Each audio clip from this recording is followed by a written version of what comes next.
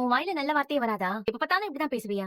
எனக்கு உன்ன மாதிரிலாம் அழகா அளந்து பேசுறதுக்குலாம் வராது. நான் இப்படித்தான் மனசுல பட்டத வார்த்தைகள அப்படியே அள்ளி வீசி எல்லாத்துக்கும் உனக்கு தான் பைரவி நன்றி. ஆக்சுவலி நீ தேங்க்ஸ் சொல்றதா இருந்தா டிஎஸ்பி சஞ்சய்க்கு தான் சொல்லிருக்கணும். அவர் மட்டும் நான் கூப்பிட்ட உடனே வரலனா உண்மையிலேயே பிரச்சனை பெருசா தான் இருக்கும். இனிமே மாறன் சம்பத் விஷயத்தை அவனே பாத்துக்கிறேன்னு சொல்லிட்டான். இனிமே காயத்ரிக்கு அவங்களால எந்த பிரச்சனையுமே வராது. எப்படியோ பிரச்சனை வராம இருந்தா சரிதான். இன்னைக்கு என்னவோ தெரியல, நான் ரொம்ப சந்தோஷமா இருக்கேன் பைரவி. உனக்கு ஏதாவது பெருசா வாங்கி தரணும்னு நினைக்கிறேன். உனக்கு என்ன வேணும்னு சொல்ல, நான் வாங்கி தரேன். எனக்கு டிவோர்ஸ் வேணும். நீ பாட்டுக்கு கதவை திறந்து வச்சுட்டு அயன் பண்ணிட்டு இருக்க. உன்னை யாராவது பார்த்தாங்கன்னா தப்பா நினைக்க மாட்டாங்களா? முதல்ல இங்க இருந்து போ, யாராவது வர போறாங்க. பயப்பட டாக்டர், உன் சட்டையை மட்டும் இஸ்திரி பண்ணி வச்சுட்டு நான் கிளம்பிடுறேன். இதெல்லாம் நான் பண்ணிக்க மாட்டானா சிந்து? இதை செய்யறதுக்கா நீ இவ்வளவு தூரம் வரணும்? இத நீ வேலையா பாக்குற, ஆனா நான் பாக்கியமா பாக்குறேன். உன் துணியை துவைக்கும் போது அதை இஸ்திரி பண்ணும்போது எனக்குள்ள வர சந்தோஷத்தை வார்த்தையால சொல்லவே முடியாது. அதெல்லாம் சொன்னா உனக்கு புரியாது டாக்டர். அக்கா அக்கா என்னடா எதுக்கு இப்படி பதறடிச்சிட்டு ஓடுற? அந்த சிந்து வந்திருக்காங்க. சிந்துவா? அவ்வளவுதான், நம்ம அவங்க அப்பா வீட்டுக்கு அனுப்பிச்சிட்டோமே. அதுதாங்க தெரியல. ஆனா அவன் நிச்சயம் வாசப்படி வழியா வரல, கொல்ல வழியா புகுந்து செவிரேறி குதிச்சுதான் வந்திருக்கா. என்னடா சொல்ற?